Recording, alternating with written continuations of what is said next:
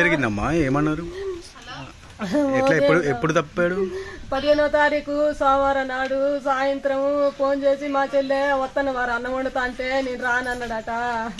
ఒక తెలిసిన వాళ్ళ కాడ దానివాయి కూడా వాళ్ళ కాడ సారు అయితే రాడేమలే అనుకుంటే ఎప్పుడైనా వస్తాడు 2-3 రోజులకు వాడే వస్తాడని అనుకుంటే ఆ రోజే మిస్ చేశారేమో. ఇక ఫోన్ వాడు చేయలేదు, మేము చేస్తే ఎత్తలేదంట.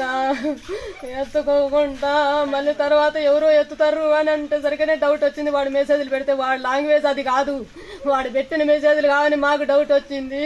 అమ్మో డౌట్ వచ్చి వాడు కాదని అంటే వెంకటనే నేనే వస్తున్నా బిజీగా ఉన్నా ఆగండి ఆగండి అనుకుంటా జరుపులు పెట్టిండు.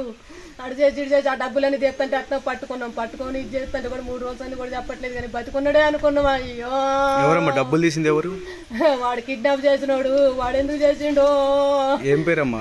వాడి పేరు ఏందో కానీ మా తమ్ముడి పేరు అయితే వెంకటేశ్వర్లు. అమ్మో ఎట్ట తట్టుకోవాలమ్మా మీ ఘోరమో, మేమే ఎట్ట తట్టుకోవాలమ్మో. ఎంత పని చేసారు నాయన, ఎంత పని చేసారమ్మా మా తమ్ముడిని. ఏం చేయాలి దేవుడా?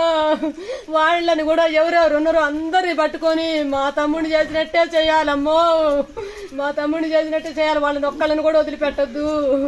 మంచితనంలో పోయి ఇట్ట చేసారు, అన్యాయం చేసారమ్మా. అమ్మో ఎంత ఘోరం చేసారు. బతికే ఉన్నాడు వస్తాడు అనుకున్నాము, కానీ ఇంత ఘోరం అయింది అనుకోలేదమ్మో. వాడు ఏం చేసిండని ఎంత వాడిని నరికి చంపారమ్మో. కాలి చేతులు తీసేశారు. ఎందుకు తీసేశారు? నా తమ్ముని ఏం చేశారు? ఏ రకంగా కొట్టారు? కాళ్ళు చేతులు తీసారట. వదినో తలకాయ కూడా లేదట.